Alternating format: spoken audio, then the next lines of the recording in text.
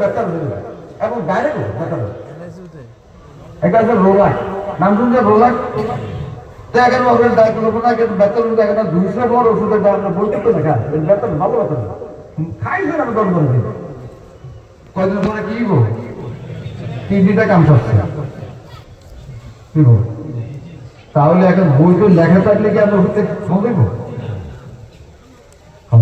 ওষুধ ছাড়া শিক্ষক ছাড়া আপনি যদি কোনো কিছু যদি বই পড়ে পড়ে যদি করতে চান তাহলে আপনার মরণের সম্ভাবনা আছে, বিপদের সম্ভাবনা আছে। কি বল ঠিক কিনা? ও মানে ওস্তাদ ছাড়া আপনি কিছু সঠিকভাবে করতে পারবেন না, আপনি বলবেন। এখন আপনি আল্লাহ রাব্বুল আলামিনকে এবং আল্লাহ হাবিব সাল্লাল্লাহু আলাইহি ওয়াসাল্লামকে যদি আপনি পাইতে চান তাহলে আল্লাহ হাবিব সাল্লাল্লাহু আলাইহি ওয়াসাল্লাম ব্যবস্থা কত দিয়েছে এটা ছিল না। এবং আল্লাহ সুবহানাহু ওয়া তাআলা বলেছেন যে তোমরা যদি আল্লাহকে ভয় করো তাহলে তোমরা সদেকিনদের সঙ্গী হয়ে যাও।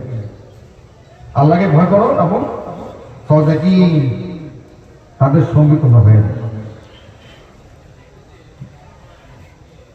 একা একা চললে তোমার হবে, একা একা তুমি কিছু করতে পারবে না, সব ভুল শয়তানে তোমাকে কাবু করে নিয়ে।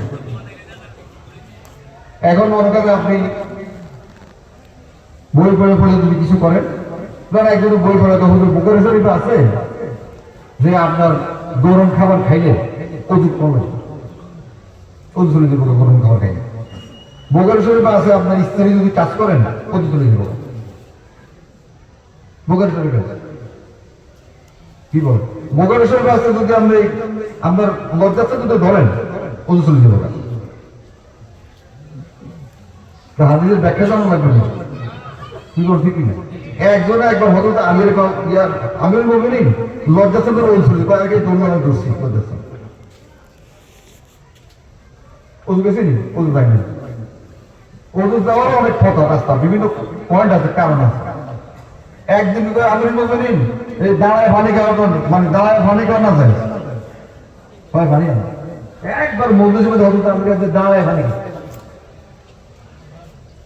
বলুন সুবহানাল্লাহ। অর্থাৎ দাঁড়ায় পানি খাওয়া হারাম না যায়, বসে পানি সুন্দর, কিন্তু অবস্থার পরিপ্রেক্ষিতে দাঁড়ায় পানি খেলে কোনো অসুবিধা মনে হয় না।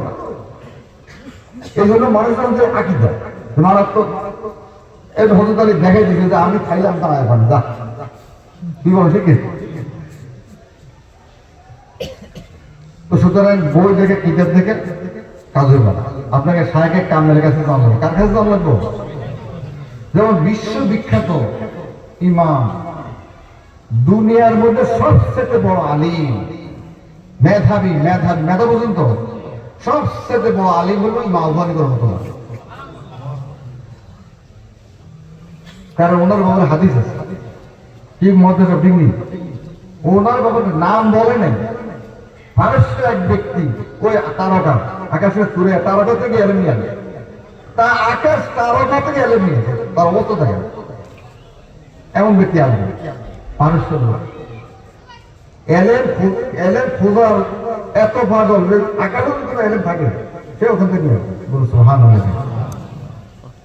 আর তালিমা আলবানী রহমাতুল্লাহ আলাইহি 4000 ওস্তাদ থেকে লেখাপড়া শিখছে, 6000। তাহলে ওস্তাদ ছাড়া চলেনি, কি বল ঠিক কিনা? ওস্তাদ নাই কেন? নবীদের ওস্তাদ, নবীদের ওস্তাদ আল্লাহ সুবহানাহু ওয়া তাআলা, আর বাকি সব ওস্তাদ লাগবে কিনা? এখন আসেন আপনার ওস্তাদ লাগবে। এখন যদি আপনি ভালো ডাক্তার হতে চান তাহলে ডাক্তারের ছাত্র হইতে হবে, কবিরাজ হতে চান কবিরাজের ছাত্র লাগবে, হাফেজ হইতে চান হাফেজের ছাত্র হইতে হইব, কারি হইতে চান কারি ছাত্র হইতে হইব। কি বলেন? যে যে সাবজেক্টের বিশেষজ্ঞ, যে সাবজেক্ট অভিজ্ঞ, ওনার ছাত্র হওয়া লাগবে, ওনার দরবার যাইতে, ওনার কাছে যাইতে, ওনার বকা শোনা লাগবে, ওনার সাথে বসা লাগবে, ওনার কথা শোনা লাগবে, উনি যেমন বলেন করা লাগবে, তাহলে আমরা ওই সাবজেক্টে শিখতে পারবো। কি বলেন? ড্রাইভার হতে গেছে, ড্রাইভার হয়তো আপনি ব্রেক মারেন, তারা কি ব্রেক মারেন? হ্যাঁ ব্রেক মারতেন না, দৌড়ে ব্রেক দিত, ব্রেক দিতেন না, ফার্স্ট করে বলে গিয়ে মনে করতে গেলে। কি বলেন ঠিক কিনা? কাম শেষ। অর্থাৎ ওস্তাদের কথা শোনা লাগবে। কি বল শোনা লাগবে কিনা? সালমান ফার্সি রাদিয়াল্লাহু আনহু কত বছর বয়স? 350 বছর বা 250 বছর, যাই হোক, এত বড় মুরব্বী না, এত বড় এত বয়স্ক মানুষ, ওনার তো মনে কি উনি রাসূলুল্লাহ সাল্লাল্লাহু আলাইহি ওয়াসাল্লামের ছাত্র, কি কোন ঠিক না ছাত্র না? সালমান মিন্নাহু আহলুল বাইত ওহু ইস্তাকা ইলাইহিল জান্নাহ, ওনার উপরে হাদিস যে সালমান ফার্সি আমার আহলুল বাইতের সদস্য, আমার আহলুল বাইত। উনি জন্মগ্রহণ করেছেন ৩৫ বছর আগে, কি কোন ঠিক আল্লাহ হাবিব বলছেন যে সালমান আমার আহলুল বাইতের সদস্য, ওহু ইস্তাকা ইলাইহিল জান্নাহ। জান্নাত পাগল হয়ে আছে, দেওয়ানা হয়ে গেছে জান্নাত, সালমান ফার্সিকে দেওয়ার লাগে। এরকম 5 জন লোক, তাদের জন্য আল্লাহ জান্নাত পাগল হয়ে আছে। কখন তারা জান্নাতে ঢুকবো, কখন তারা জান্নাতে ঢুকবো, কখন তারা জান্নাতে ঢুকবো, এই 5 জন সাহাবী আছে যাদের জন্য পাগল হয়ে আছে জান্নাতে। সুবহানাল্লাহ। এর মধ্যে সালমান ফার্সি একজন, আম্মার রাদিয়াল্লাহু আনহু, কথা বুঝতে পারছেন? হযরত আলী রাদিয়াল্লাহু আনহু,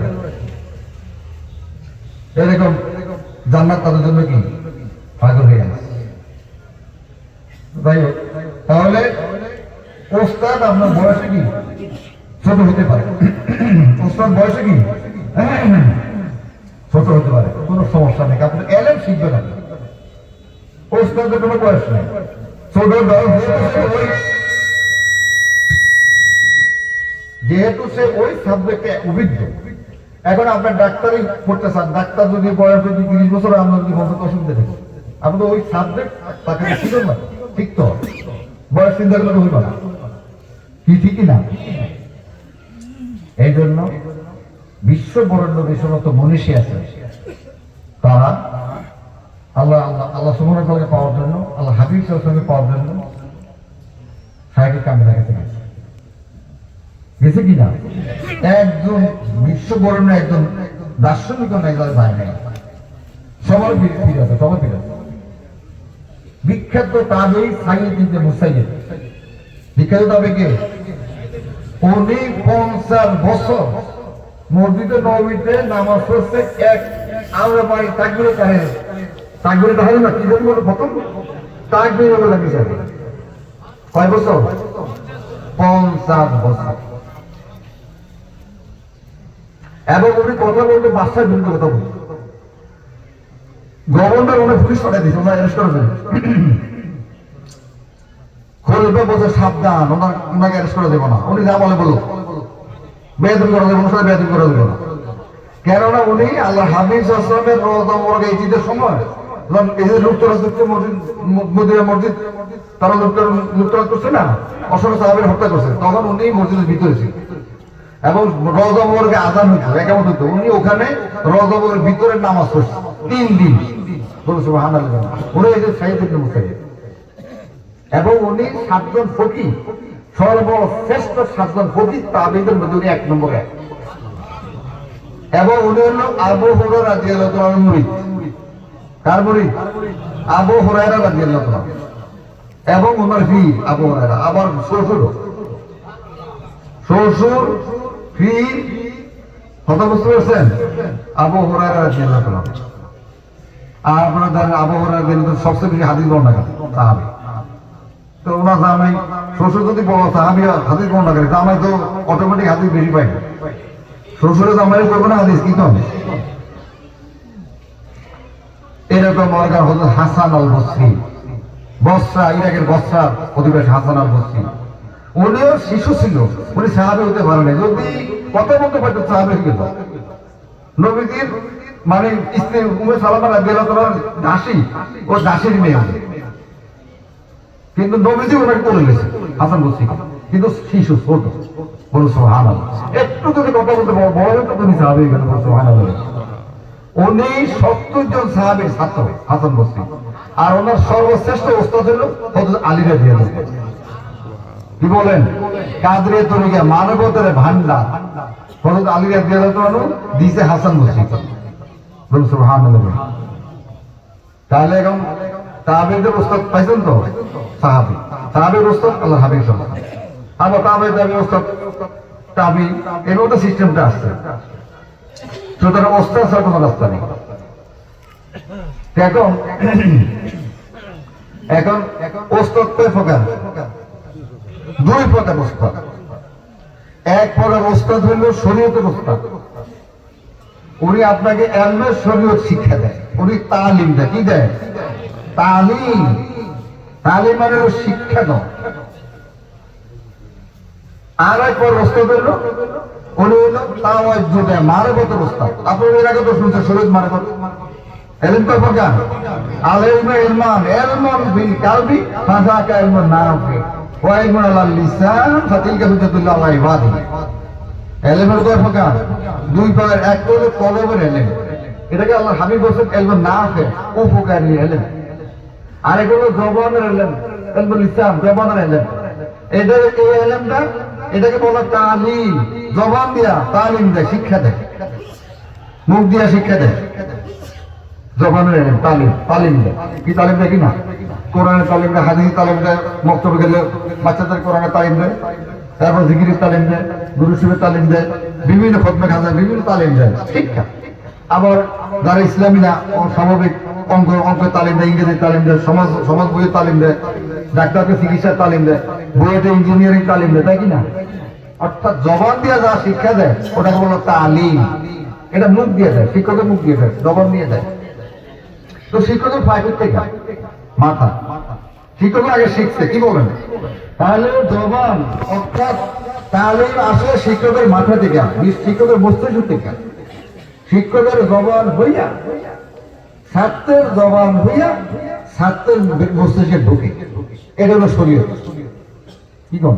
এই যেমন আমি কথা বলতেছি, আমার এটা আসে থেকে ব্রেন থেকে আসছে, আমার ব্রেন থেকে আসতেছে না, আমি জবান দিয়ে বলতেছি, আপনি কান দিয়ে শুনতেছেন, আপনার ব্রেনে ঢুকে। কোথায় ঢুকে আপনার?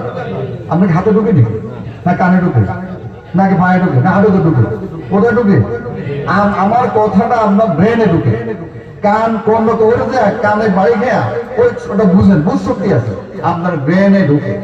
আপনি বাংলা ভাষাটা জানেন, আমি বলতেছি বাংলা ভাষা, আপনি বাংলা ভাষা জানেন, এই জন্য আপনি বুঝেন। আমি যদি আরবিতে দিই, আমি একটু বুঝলাম না, কিন্তু আপনার ব্রেনে ঢুকছে, কিন্তু আপনি শুনছেন, কিন্তু আপনি বুঝেন না। কারণ হচ্ছে ওই ভাষাটা আপনি শিখেন নাই, ব্রেনে এটাকে ঢুকছে ব্রেনে, কিন্তু আপনি বুঝতেছেন না, কারণ ভাষা জ্ঞান আপনার নাই। কি বল, ঠিকই না? তাহলে শরীয়ত ওস্তাদের ব্রেন থেকে, ওস্তাদের জবান হইয়া ছাত্রের জবান হইয়া ছাত্রের ব্রেনে ঢোকে। জবান, ছাত্রের জবান এই জন্য কইছি, অনেক সময় ছাত্রের মুখস্থ করা, ওই পড়াটা তারা মুখস্থ করে, শিক্ষকের মুখস্থ করে, এই জন্য বলছি ওস্তাদের ছাত্রের জবান হইয়া। আর সে পড়াটা মুখস্থ করে কিনা?